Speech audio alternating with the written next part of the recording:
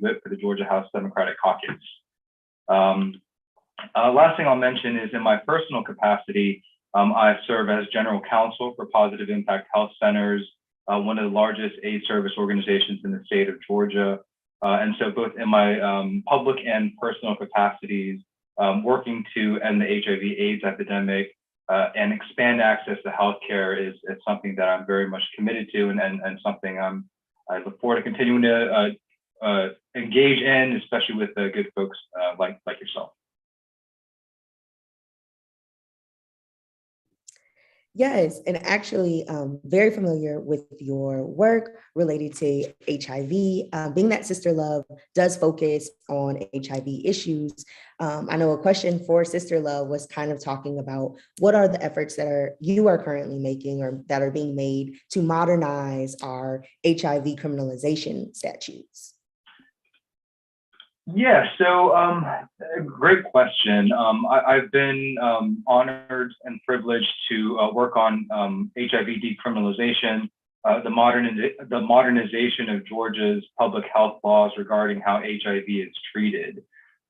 We have currently a lot of, our statutes currently reflect a misunderstanding of HIV, in which a lot of the law was written based out of fear. Going back to the 1980s and the height of the HIV/AIDS epidemic. And so we have a lot of work to do to modernize Georgia law to ensure that HIV is treated like a public health issue, like the public health issue that it is, not a matter that should be addressed in our criminal justice system. So over the past few years, with bipartisan support, in the Georgia House and in the Georgia Senate, by an overwhelming bipartisan majority, we have passed legislation that moves us in the right direction to decriminalize HIV. I can't think of the bill number. Okay, HB 195. No, I'm sorry. Yeah, I can't think of the exact bill number off the top of my head.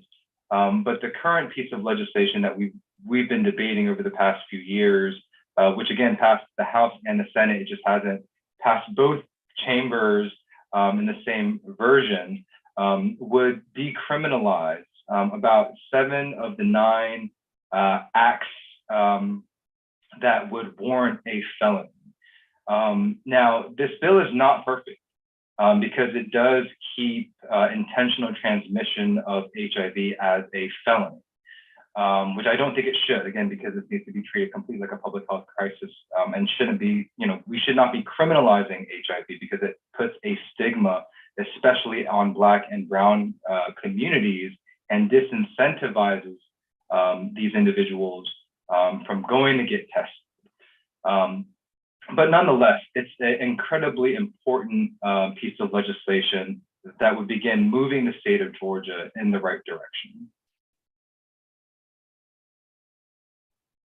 Yes, and so when we talk about the science of the bill, I just wanted to know if you could speak a little bit about being the fact that people living with HIV can be undetectable and thusly untransmittable, and kind of how that further stigma and how that's present still in our laws. I know you touched on it just a little bit just now. Absolutely. I think we all have to realize and understand, and I think this is certainly an issue important in the legislature to educate legislators that HIV is really becoming a chronic illness. It's not something that's a terminal diagnosis, precisely because of the advances in medicine where if you are on treatment, if you know your status, right, and if you're positive or an individual living with HIV, you have an opportunity. Your life expectancy is just as long as someone who may be HIV negative, so long as you are taking your medication, which will allow you to be virally suppressed. And so the piece of legislation reflects this update and understanding, and that even if you are a person living with HIV and you cannot transmit because you are virally suppressed, that there's further progress in the legislation to make sure that you are not being criminalized. But again, removing that stigma and the fear of getting tied up in the criminal justice system, I think, is so important to encourage all members of the LGBTQ community and all Georgians, frankly, to go get tested, to know your status, and receive the get on PrEP, right, or antiretroviral medication, especially in light of the fact that under the Biden administration, they're requiring insurance to cover PrEP for free. Insurance companies cannot charge copays or lab fees for PrEP, and so along with understanding that individuals living with HIV can have a life worth living, can have a life that is, in terms of life expectancy, that is just as long as someone who is HIV negative. We really do have an opportunity in this decade to end the HIV/AIDS epidemic, and here in the state of Georgia and in around the country, as defined by reducing new HIV transmission rates by 90%. Yes, and another thing that you touched on about insurance, I know that has been outlined as one of your priorities in Medicaid expansion. Can you touch a little bit more on that? Absolutely. So Medicaid expansion was the original reason why I ran back in 2016. In 2014, my mother was diagnosed with terminal cancer, and it was Medicaid and Medicare that gave her a fighting chance. That the hardships that my mother and that my family experienced taught me firsthand that access to healthcare really is a matter of life or death. The impact that Medicaid expansion would have on ending the HIV/AIDS epidemic would be transformative. There is an estimated 20,000 individuals living with HIV in the state of Georgia who are out of care. One of the main reasons being that they do not have health insurance. They don't have a primary care provider. And growing up from a low-income immigrant background myself, I didn't have health insurance until the Affordable Care Act. And so I know there may be a lot of Georgians who are in a similar position in which they've never had access to health care. Expanding Medicaid in the state of Georgia, and of course, Georgia is one of 13 states that has not expanded this good public policy that has demonstrated so much success across this country, and reducing the uninsured rate and addressing uncompensated healthcare costs. It really is unfortunate that for more than anything, political reasons, more so than public policy reasons, that the state of Georgia still has not expanded Medicaid, which would help move Georgia.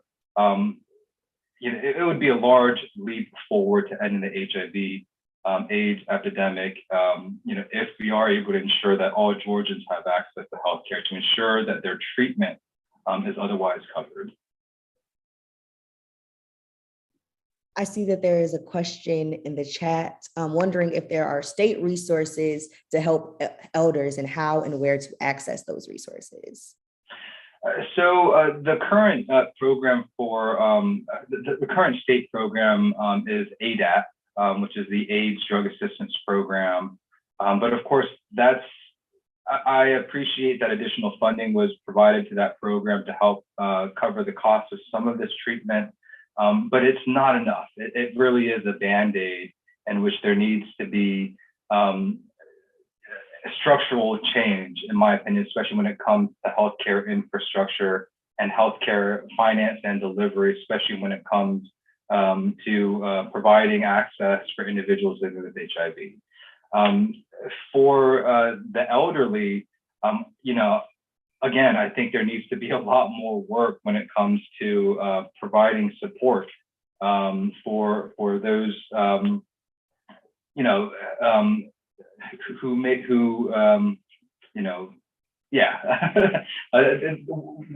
Georgia has a lot of work to do, again, when it comes to healthcare related issues and trying to expand access. One more thing I would add to this conversation is it's not just insurance, but it's wraparound services that have to be provided to ensure that individuals living with HIV can be virally suppressed, right? Even if you're able to, get them a bottle of PrEP, if they don't have a roof over their head, if they're having a mental health crisis, they're not going to be able to, have the resources or the wherewithal to take medication on a daily basis, at least for now, and get to the point where they can be virally suppressed. And so it's not just expanding Medicaid, which is absolutely critical. We do have to address the housing issue. One of the primary issues being the proper administration of the HOPWA program, or the Housing for People Living with AIDS, administered by the U.S. Department of Housing and Urban Development and the City of Atlanta, which, as y'all may know, has had a lot of challenges, unfortunately. But in terms of housing and building that continuum from eviction reform to address homelessness, to getting folks to addressing affordable housing, again, a lot of structural change has to take place over the coming years to ensure that we're able to provide a roof over people's heads. And the last thing I'll say real quickly is mental health. Thankfully, there's been a transformative mental health bill moved forward in the Georgia state legislature. It's still pending in the state Senate, but again, that will go a long way to addressing another challenge of ensuring individuals living with HIV can be virally suppressed. And we have another question related to seniors and housing. Are there any transitional housing opportunities for substance using women coming out of drug court and/or the Department of Corrections? I'm aware of a few nonprofit organizations who provide those sorts of transitional services. I think the state of Georgia needs to do a much better job at, especially when it comes to transitioning out of a correctional facility, to reduce recidivism, to make sure that those resources are available. A glide path, so to speak, to ensure that folks can live independently. Especially when it comes to a collective challenge and a systemic challenge that our communities face. But frankly, a lot of these policy discussions, we know that there are solutions to them. Oftentimes, the challenge is political will. And so I think it is a further reminder that if you want to make progress on a lot of these issues in our individual and collective capacities, we have to utilize our right to vote. We have to vote for elected leaders across the board, up and down the ticket, but certainly across the state, at all levels of government, federal, state, and local, who has an understanding of the needs of our community to make progress on all of these systemic challenges that we face.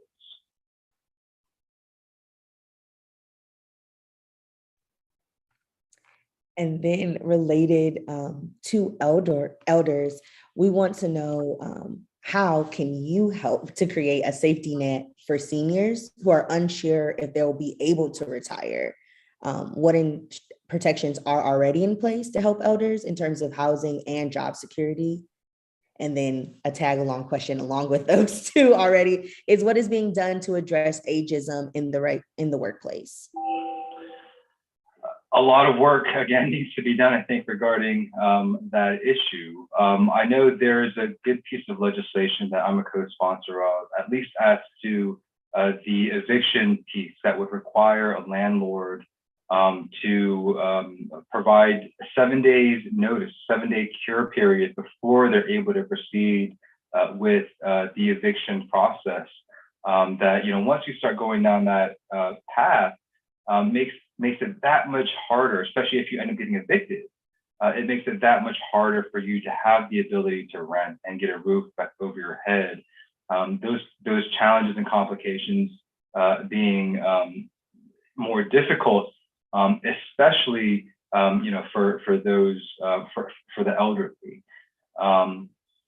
So a lot of work again, I think, needs to be done across the board to ensure that the elderly are able to age in place in the comfort of their homes, and to provide them the financial stability and wherewithal to live with dignity.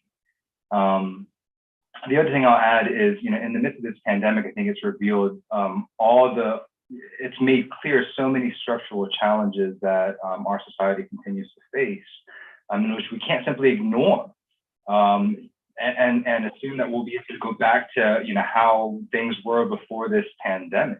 We have to not only prepare ourselves for further public health crises and challenges that are likely in light of the fact that we're a more integrated and global society, in light of the understanding that we're facing so many problems and challenges, in light of the fact that so many Georgia citizens are living in such uncertain times, especially when it comes to, for example, food security. It's all the more reason why we need to elect good leaders and work together on addressing a lot of these challenges that face so many of our community members. We have another question in the chat from Erica, wanting to know about SB 456, the the abortion ban here in Georgia, and kind of speak a little bit about telehealth and abortion. So, yeah, it really is unfortunate that, the constitutional right for a woman to have self-autonomy is such a partisan issue, in which it feels like every single time we approach an election cycle, there's some sort of, anti-abortion measure that starts moving forward in the state legislature. Of course, the current majority passed House Bill 481, I believe, a few years ago, that was found to be unconstitutional, an unconstitutional infringement on a woman's right to choose, that was struck down by the courts, or in which an injunction was placed. And so, we're seeing yet another attack against women's freedom this session with that bill.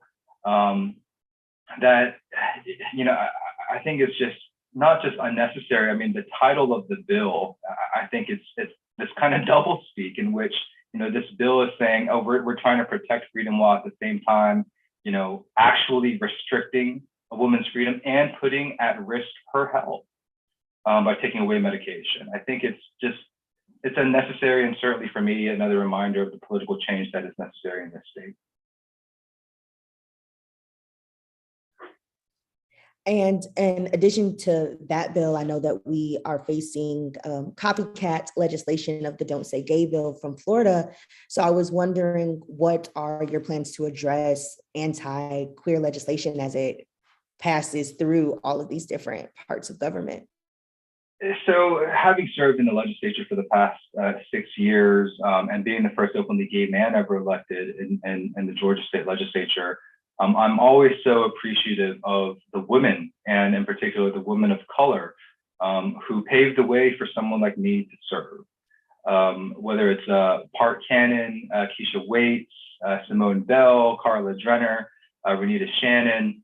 There have been so many fierce women of color who have fought tooth and nail over the past few years to stop anti-LGBTQ pieces of legislation, and to try and make some progress when it comes to ensuring equal dignity and equal rights for the LGBTQ community.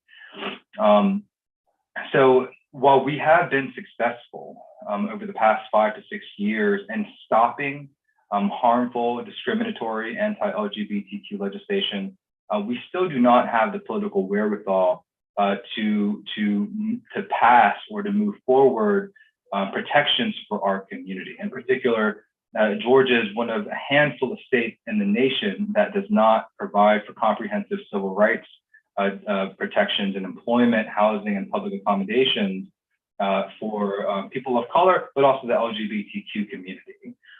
So even while we've been able to successfully stop anti-LGBTQ pieces of legislation, and I believe the same is very much true this year. I know there was a provision of the Don't Say Gay bill introduced in a bill this year. I don't think that's going to pass. Certainly, we're continuing to be vigilant. I know there's another trans bill, this copycat legislation that's being dropped in multiple states around the country. That's also been introduced, and it passed state Senate.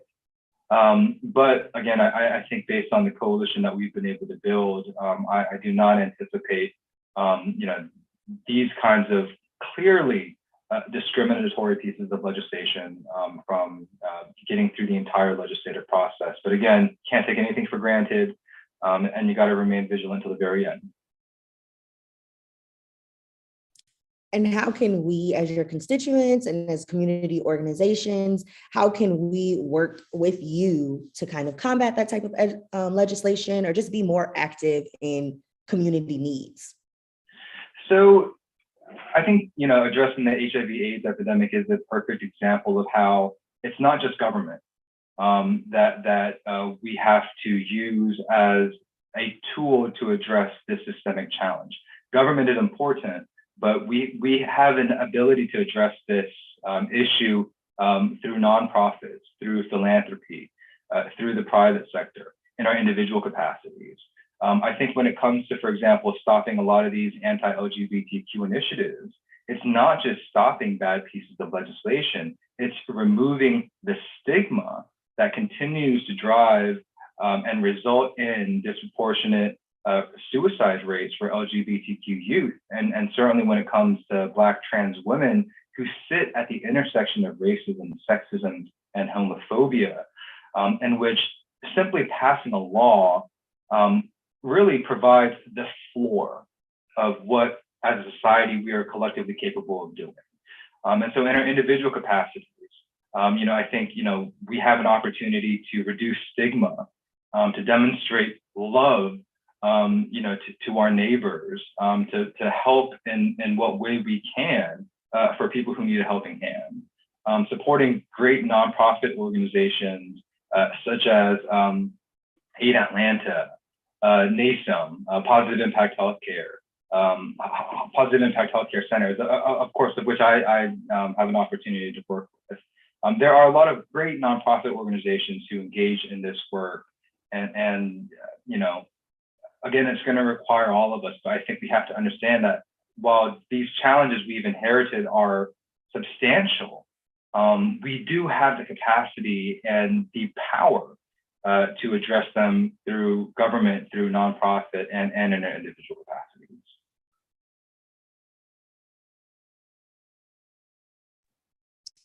Thank you so much for that. Amy, did you have any follow-up questions? Yes, thank you so much, Representative Park, for being here and for speaking with us about these issues. There was a question in the chat that had to do with if there are any bills in place around rent gauging by landlords. So do you see any of that in the legislature right now? Has anything been introduced to prevent that? Unfortunately, not. There was a bipartisan piece of legislation which I co-sponsored, I believe it's House Bill 408, which I touched upon recently. In a previous capacity, I was a bankruptcy attorney, fighting for debtors, fighting against evictions, foreclosures, garnishments, and repossessions of property of vehicles, and so much work. And again, coming from my background, my family and I, we faced eviction during a very challenging period of time. And I've, fought tooth and nail in magistrate court to provide my family as much of an opportunity to transition and ensure that we do have a roof over our head. And so being very familiar when it comes to Georgia law, and certainly when it comes to this pandemic regarding not just the increase of rent, but just housing in and of itself. There's so much work that has to be done, yet again, on such a important issue that really is a basic need, a basic right for Georgians, especially again in the midst of this pandemic where we're being told to shelter at home to keep yourself safe. Well, what if you don't have a home? What if you don't have a roof over your head? Are you just out to fend for yourself? I think we can do so much better when it comes to protecting our communities, and especially the most vulnerable among us. I did introduce legislation a year or two ago that would have comprehensively addressed the entire eviction code. Of course, the bill did not move at all. And it unfortunately seems that, especially when it comes to rent and eviction, because I think housing needs to be seen on a continuum. You know, to stop eviction or to reform the eviction process, to reduce homelessness, to getting folks in a financial capacity to be able to own a home, which requires affordable housing. I don't think there's been nearly enough work or attention paid to the need to address this continuum that requires vision, that requires addressing these issues over, you know, 5, 10, 15-year period of time. And so, you know, under the current majority, unfortunately, especially when it comes to preventing the, you know, unaffordable increase of rent, unfortunately, that really hasn't been addressed in the Georgia State Legislature, to my knowledge.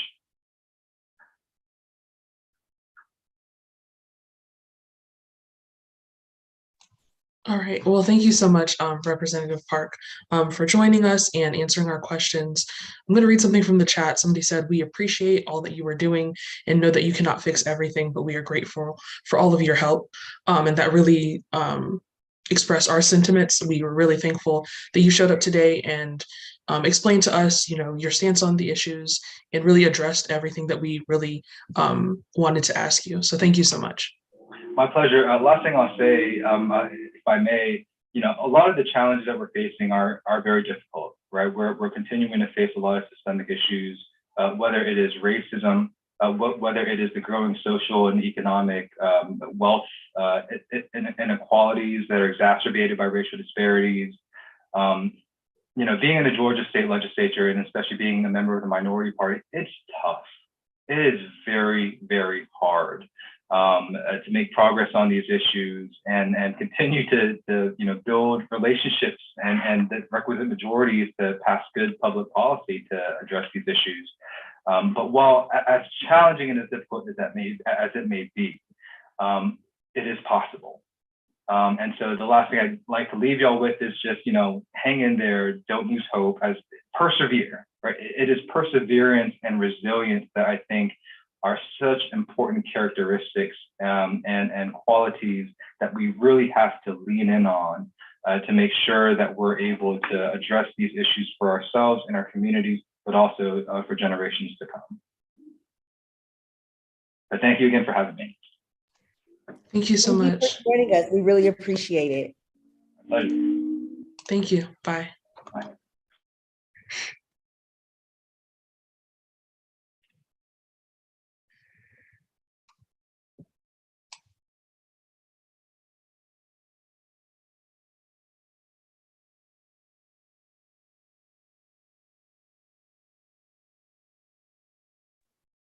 All right, and I'm just sharing the screen for our next speaker is going to be Senator Halpern from Senate District 39, with key issues being healthcare, education, criminal justice reform, voting rights, economic equality, and LGBTQ plus issues.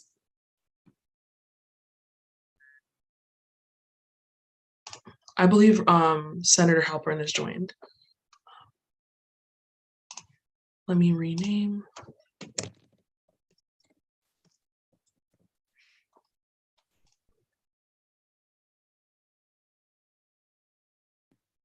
Hello, Senator Halpern. Thank you for being able to join us today. Hello, how are you? I'm great. I'm very happy to have you here. I'm glad to be here. I'm sorry that I'm in my car, but such as it is today, but I'm really glad to join you. Yes. And before we even get started, SisterLove wanted to thank you for your work and signing on to the amicus brief for Dobbs v. Jackson, Men's Health Organization. Yes. Yeah. And yeah, so if you could just tell us a little bit more about the reproductive justice work you do. Yes. So, I mean, I will tell you that I have been forever and always. First, let me start off by saying, so I'm Senator Sonia Halpern. I represent Georgia's Senate District 39, which is here in Atlanta. It's College Park, East Point, City of South Fulton, and Union City. So I'm right here in Fulton County, and I've lived here for 24 years. I will tell you that I am a mom. I've got 3 kids. And I'm a woman who believes very deeply in women's bodily autonomy. And so for many years, long before I even got to the legislature, I have been supportive of organizations like Planned Parenthood. I am a believer in Roe v. Wade and don't want to see any of those rights stripped away from us. And obviously, over these years, lots of legislatures across the country and even nationally, we've had a lot of reason to worry about that law being struck. And so I am one who's always going to stand up for women, always going to stand up for our ability to decide when to have children. And so signing on to that amicus brief was an example. I've been a longtime supporter of Planned Parenthood. And now that I am elected here in the legislature, you will never find a time when abortion and reproductive rights are on the line when I do not speak out and use this platform to amplify that message. Yes, and we spoke a little bit earlier about the recent abortion ban involving telehealth, and I just wanted to know what that looks like from being inside the issue. What does advocating for women's bodily autonomy look like? I believe we may have lost her. Okay, let me read it.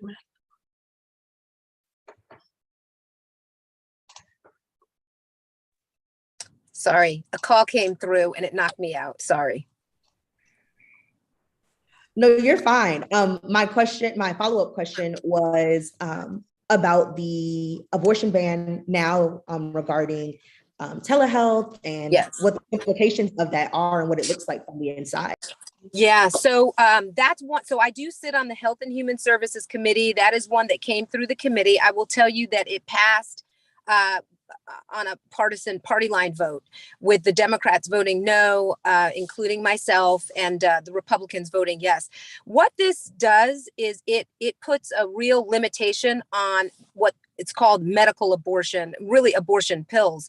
More and more women who seek abortions are actually not doing surgical abortions anymore, but really doing it through the medical pills. There's a decade's worth of research on medical abortion and how safe it is and how effective it is. And so this law that is working its way through the Georgia state legislature right now limits mailing medical abortion pills through the mail without you having been seen by a doctor and having gotten an ultrasound performed. So effectively what it does is it says telehealth visits don't count. And therefore our women who are using telehealth as a way to get their health care are no longer going to be able to access abortion pills by mail. This has actually pretty good, strong negative implications, because if you remember now, we've got 80 counties of the 159 in this state. So half of the counties in this state do not have a single OBGYN. And so now, having the requirement be that you have seen somebody in person, they have performed an ultrasound on you before you can access this drug, absolutely puts limitations predominantly on our women who live in more rural areas, our lower income women, and of course, women of color always. We tend to bear the brunt of a lot of these decisions that impact women the most.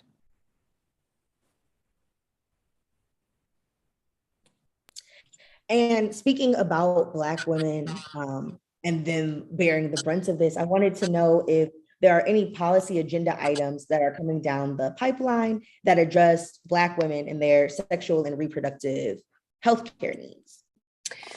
No, not specifically. What I will tell you is that anything, and it's an election year, so let me add that. So anything that is specifically around race and equity is not going to be something that moves. Certainly not this year, and certainly not in a Republican-controlled legislature. There are, though, some things that have actually moved that have had great bipartisan support that will also help women of color. So I'll point to as an example, and I apologize because I don't have the bill number, but unanimous support for Medicaid expansion for postpartum mothers from 6 months to a year. So we are expanding Medicaid, coverage for women who've just given birth and their children for a year now following the birth, which is of course one of the most kind of dangerous times just after you have a baby for yourself as the new mom, and also for your new child. So that Medicaid expansion, that will happen. And even though I don't believe that that's fully gotten through the House yet, I know for certain that we have appropriated the dollars for that in the fiscal year 23 budget, and that's going to absolutely move. So that will have some benefit, obviously, to women, and including women of color. I'm trying to think of anything else because I don't know that there's that much that actually moved this year that has to do with women of color and our sexuality, or reproductive, anything in that reproductive space.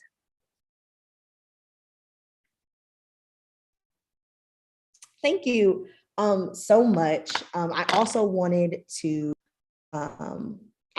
discuss the anti-LGBTQ legislation and like copycat bills that we're seeing pop up around the country, and kind of get your take on that. Yeah, so there are so many bills that we are contending with that, you're right, as you said, are being seen in legislatures across the country. Broadly speaking, these are all bills that center on culture war issues. Again, it's an election year. So all of these culture war issues, specifically with the LGBTQ community. Last year, there was a bill that didn't go anywhere. It didn't get out of, it got out of the committee, the Education and Youth Committee in the Senate, but never got to the floor of the Senate. This year, there's a slightly different bill that's absolutely making its way. It's crossed over now. It's in the House. And that bill specifically targets transgender youth, and specifically really transgender girls and sports. So it is a bill that's called like the Keep Girls Sports, it's a girls sports and safety, keeping girls sports safe act is what they call it, which is always interesting because the names of the bills are always kind of antithetical to what they actually do. But it specifically defines that if you are, whatever your gender was assigned at birth is the gender sport that you must play. And that is for all of our public school institutions. So this is not just K through 12, but also university level. The bill that dropped and is working its way through this year, because I think you cannot just target transgender girls alone. There's some constitutionality questions around that. It does specify it. If you're a transgender boy or a transgender girl, doesn't matter which, you can only play in the sport. Like if there's a girl sport and you were assigned at birth girl, then that's the team that you have to play for. And it specifically targets our children. And, you know, I think when we're faced with culture war legislation and issues, the thing to keep most in mind is that we're talking about people. And we're talking about children and students in this case. And so our transgender students who are already, you know, more likely to have depression, more likely to contemplate suicide. I mean, we are specifically targeting them in this bill. There is another bill that dropped after the point at which it could move through a committee and cross over, but it is kind of in the vein of the copycat Don't Say Gay bills that we saw in Florida. And so that bill The thing to wonder about with that one, because it can't go through the committee process, it didn't cross over. The question mark that we don't have the answer to yet is, will they strip a different bill and put that language in and go ahead and pass that bill? So I'm kind of watching closely to see what happens there. But we are, let's see, tomorrow will be day 35, I believe, on session. So we're quickly coming to the end, but that's a bill that's sitting out there, and something could happen with that, and that would be very negative to our students in the LGBTQ community. And I know that you're about to run. So as a final question, I would love to ask, how can we as community members, community organizers, work with you to kind of combat this legislation or make sure that our voices are heard? Yeah.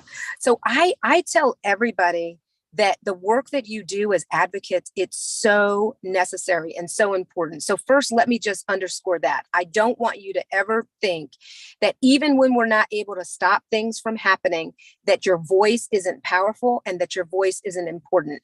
Hearing from you, hearing stories from you allows us to actually humanize an issue and remind people that behind these laws are actual people. So I want to encourage every single one of you to continue doing that. As it relates to my office, I am always accessible. I have an open door policy. You can email me, you can call me, you can email me, you can call me. And I want to hear from you. I want to know what are the issues that are important to you. I want to know, when you hear about specific bills, what are some of the specific concerns, so that I can either on the floor, or if that's a bill that's going through a committee that I sit on, I can raise those specific issues. There are times when we know we do not have the votes to stop a bill, but what we can do as legislators is raise our voice in opposition and really outline the challenges, and at least get that to be part of the record and part of the conversation. And I am helped greatly. When you help me know those stories and understand more deeply where the trouble is in some of these bills. There are plenty of times when it's obvious, and there's other times when it's really not, and those nuances absolutely make a difference. So continue to advocate, continue to raise the alarm, continue to let us know what we need to be considering on any of these bills, because I will speak for myself and my colleagues. We take it very seriously. Thank you so much for taking the time to join us. And it means everything just to have you speak life into us advocates and let us know that we are here to help. It really feels good. Yes, well, thank you. Keep on doing what you're doing. You know how to find me. I'm sorry that I got to hop so quickly, but I hope you have a wonderful advocacy day, and just know that we are joined hip to hip as partners together in this kind of work. These are not just women's issues. These end up being issues that are about our communities, because women, we are the backbone. So keep up the good work, and you know that you've got a partner in me in that. Thank you so much, Senator Halpern. Take care. You're welcome. Bye-bye.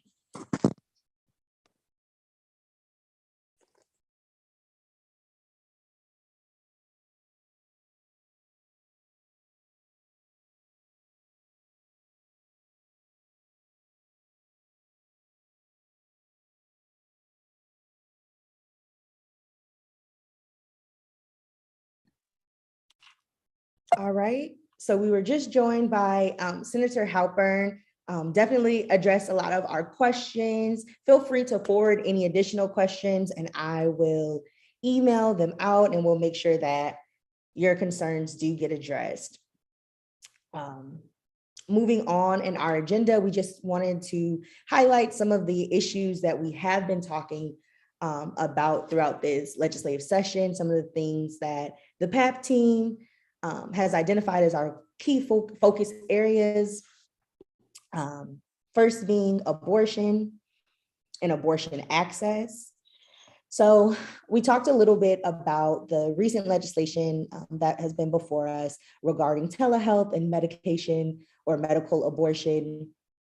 Abortion is defined as the termination of a pregnancy, which can be done in one of two ways, either medication or surgically. Medication abortion is the most common way and is also safe and effective, as we kind of touched on with our conversation with Senator Halpern, and kind of just talking about how junk science or alternative views on what is actually there in science, contrary to what the science is saying, is being used to justify the restriction of abortion access. In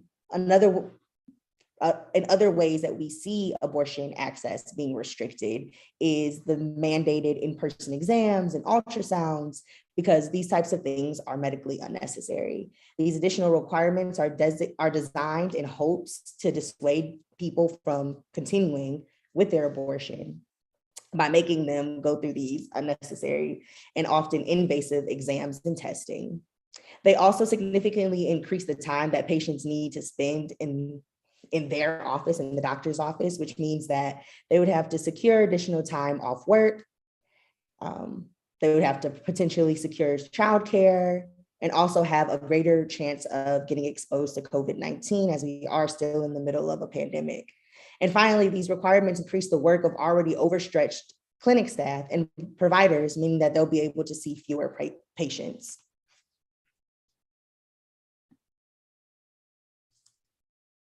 We also spent a great deal of time talking about birthing justice.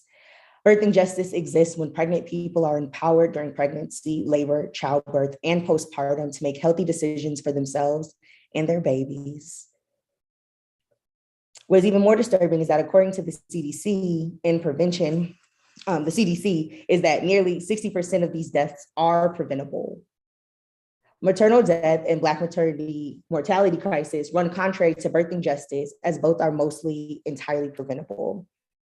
Maternal death is defined as the death of a woman while pregnant or within 42 days of termination of pregnancy, irrespective of the duration and the site of the pregnancy, from any cause related to or aggravated by the pregnancy or its management, but not from accidental or incidental causes. Black pregnant people are routinely ignored when they complain about pain or issues during childbirth. Their pain is discounted as a result, and many more Black pregnant people are dying before, during, and after childbirth. The Black maternal mortality crisis means that Black birthing people are 3 to 4 times more likely to die from childbirth.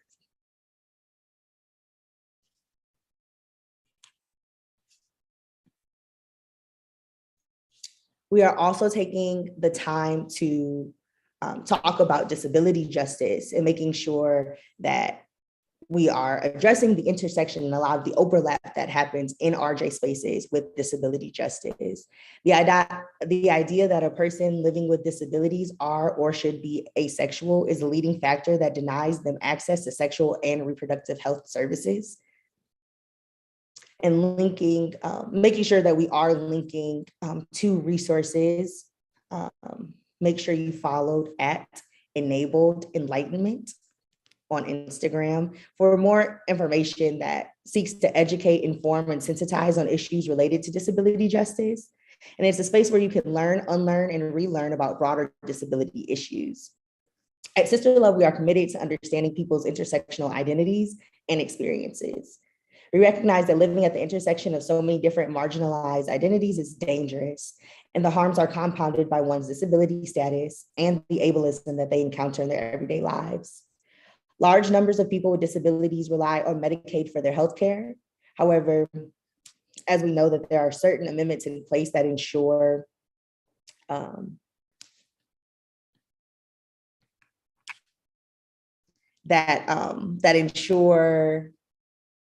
that Medicaid does not pay for abortion access.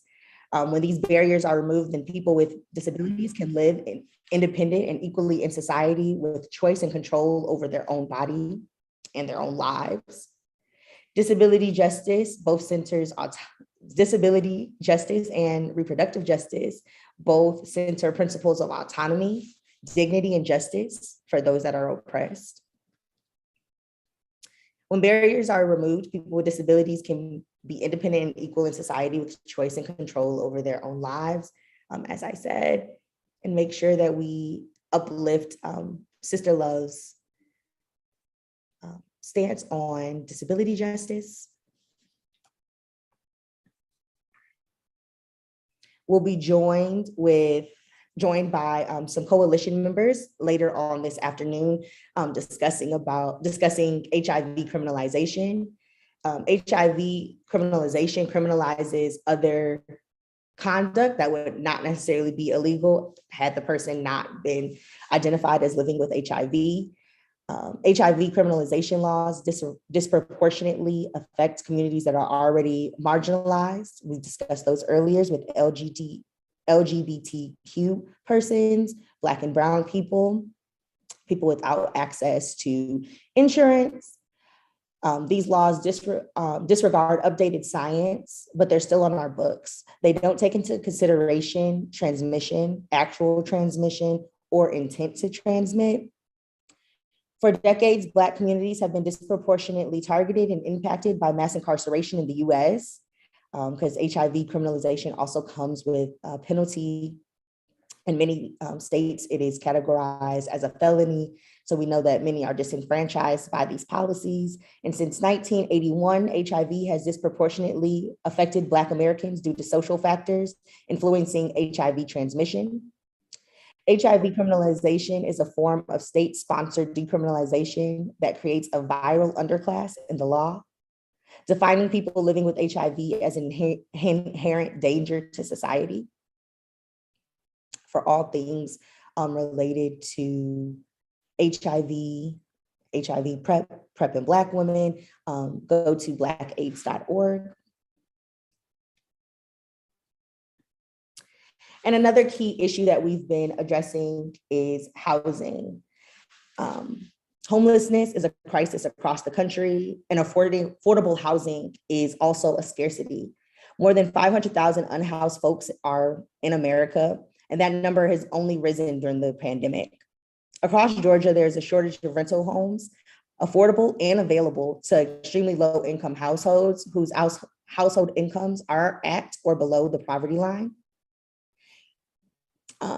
Severely cost-burdened households are more likely than other households to sacrifice things that are necessary, things that we are looking at as necessary or defining as necessary are food or healthcare, just to pay their rent.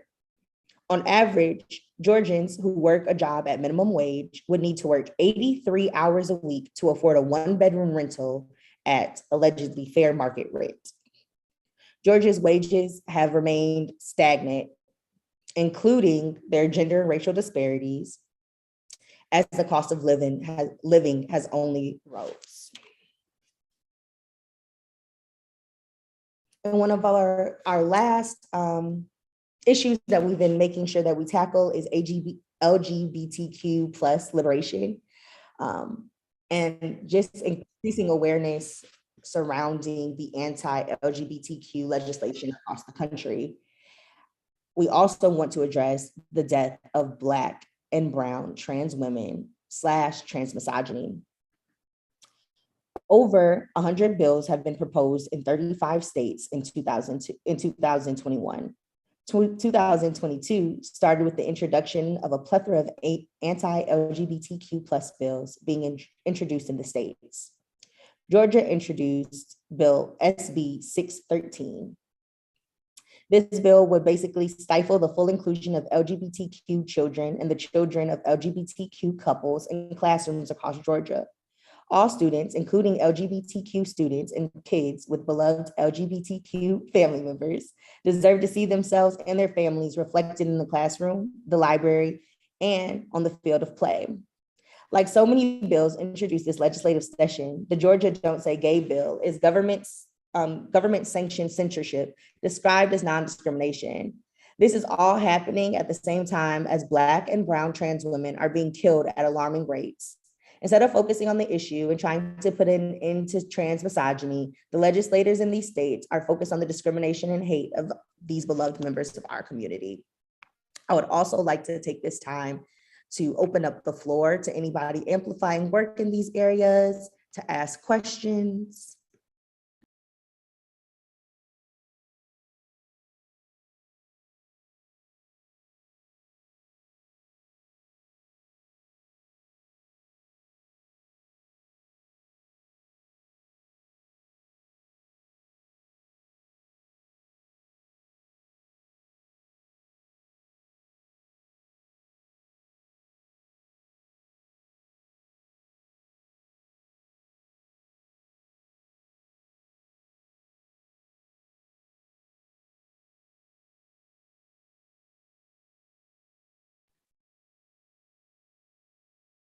All right, if there are no questions, we can take our lunch.